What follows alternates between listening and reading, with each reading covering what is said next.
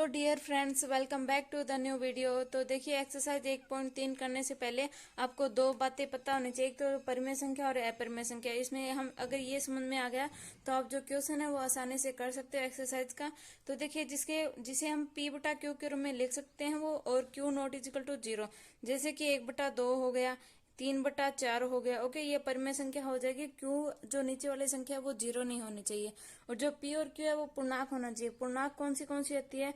0 से पहले जो प्लस इन्फिनिटी तक जितनी भी संख्या आएंगी और एक माइनस की जितनी भी संख्या आएंगी वो सभी पूर्णांक होगी। ओके, और पी और क्यू सहअभाज्य संख्याएं होनी चाहिए। तो आप पूछोगे सहअभाज्य संख्या है, तो देखिए कि हम, जैसे मैंने लिख दिया कि जो 3/6 है, तो अभी मैं पूछूंगी आपको ये परिमेय संख्या है या फिर अपरिमेय संख्या। तो अभी ये क्या है? परिमेय संख्या नहीं है।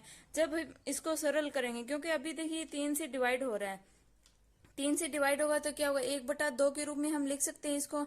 अभी देखिए, इसमें सिर्फ एक ही उभयनिष्ठ आ रहा है। ये दोनों संख्या सिर्फ एक से ही डिवाइड हो रही है और कोई भी संख्या से डिवाइड नहीं हो रही। जैसे कि ये 1 से हो रहा है, ये भी 1 से हो रहा है, सिर्फ 1/2। और ये क्या हो रहा था? ये 3 पे जा रहा था और ये 3 पे जा रहा था। तो ये जो रूप है इसका, ये परिमेय संख्या नहीं होगी। जो लास्ट में उभयनिष्ठ 1 आएगा, ओके, तो वो क्या होगी? परिमेय संख्या होगी। तो अभी जो इसका ये जो सरल रूप है ये परिमेय संख्या है। इसी को सहअभाज्य संख्या कहते हैं, कि जिसमें उभयनिष्ठ सिर्फ एक ही होना चाहिए और कोई नहीं होनी चाहिए। और अपरिमेय संख्या है, परिमेय संख्या की बिल्कुल उल्टी होगी, जिसे p बटा क्यू के रूप में नहीं लिख सकते। q इजकल टू 0 हो सकता है, और जो रूट की जो सभी संख्या है वो क्या होती है? अपरिमेय संख्याएं होती है।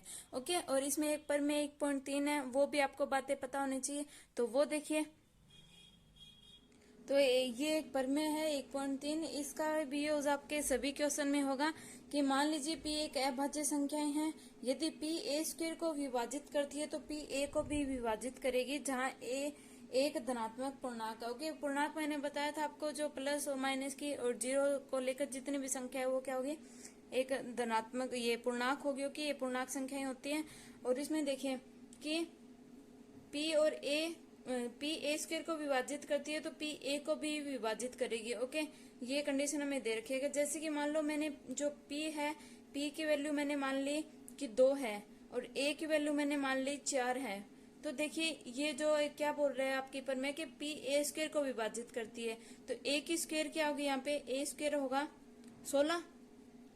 तो देखिए, जो 16 को 2 विभाजित कर रहा है, 8 पे जाएगा। ओके, विभाजित हो रही है। उसी तरीके से जो जो p है वो a को भी विभाजित करेगा। कैसे? देखिए कि 4/2, ये देख लीजिए 2 पे जा रहा है, तो ये जो p है वो a स्क्वायर को भी विभाजित कर रहा है, और जो p है वो a को भी विभाजित कर रहा है। यही है जो परिमेय आपकी बताना चाहती है। और इसका यूज आप जो √2 या √5 को अपरिमेय संख्या को परिमेय संख्या में अपरिमेय संख्या सिद्ध करोगे तो उसमें ये यूज होगा। ओके, तो अभी देखिए आपके जो एग्जाम्पल है, एग्जाम्पल से स्टार्ट करते हैं। तो नेक्स्ट हमारे पास जो परिमेय 1/4, उसमें हमें बताना है कि √2 एक अपरिमेय संख्या है। तो आपको यहाँ पे जो भी संख्या दे रखी है उसको स्टार्टिंग में क्या करना है? आपको परिमेय संख्या मान के चलना है। तो माना कि जो √2 है वो एक परिमेय संख्या है।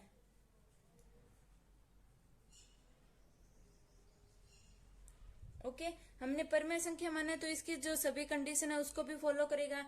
कि जो √2 है उसको हम p बटा क्यू के रूप में लिख सकते हैं। और इसकी जो 3 कंडीशन थी कि q नॉट इजिकल टू 0, और p और q है वो एक पूर्णांक है।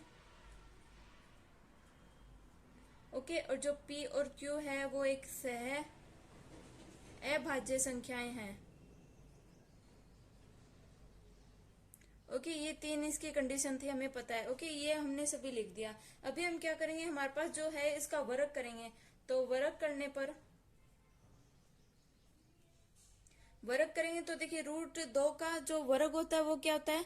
√2 का वर्ग होगा 2, इक्वल टू हम p बटा क्यू का वर्ग करेंगे तो क्या हो जाएगा? p स्क्वायर अपॉन क्या हो जाएगा? q square. तो हम इसको ऐसे लिख सकते हैं, इस साइड मल्टीप्लाई में चला जाएगा तो क्या हो जाएगा? 2 q स्क्वायर इक्वल टू क्या हो जाएगा? p square. और ये q स्क्वायर इक्वल टू क्या हो जाएगा? p square upon 2। तो हमने जो परिमेय 1.3 पढ़ी थी उसमें क्या था कि जो हम ऐसे लिख सकते हैं इसमें कि जो 2 है वो p स्क्वायर को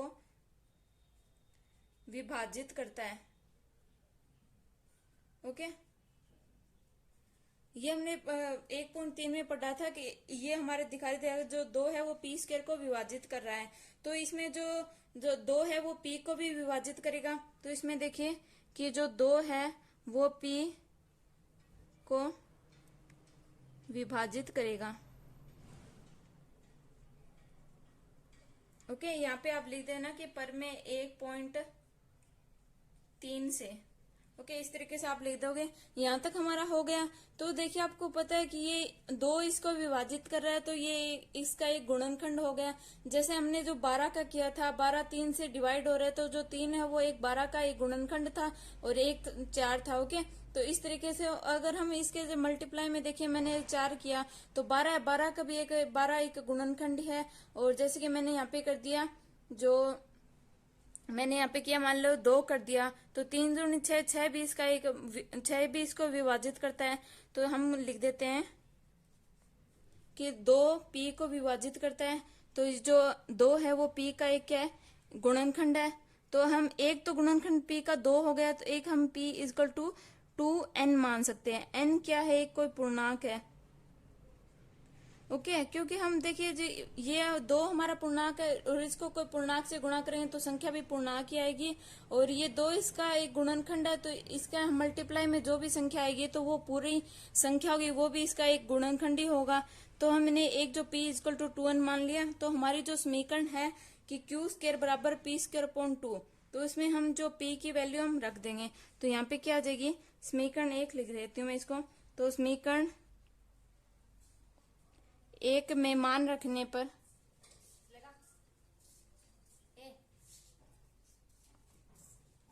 ओके, तो इसमें क्या आएगा कि हम p की वैल्यू इसमें रखेंगे तो क्या होगा, Q square equal to p की वैल्यू हमारे पास क्या थी 2n, तो हम लिख देंगे 4n की स्क्वायर हो गई, अपॉन में क्या हो गया 2, 2 से 2 कटेगा, तो यहाँ पे क्या है क्यू स्क्वायर इक्वल टू क्या आएगा 2n स्क्वायर।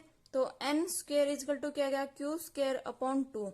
ओके, ये जो n स्क्वायर बराबर क्यू स्क्वायर अपॉन 2, तो यहाँ पे सेम कंडीशन यही हो रही है कि जो 2 है वो क्यू स्क्वायर को विभाजित करता है, ऐसे आप लिख देना।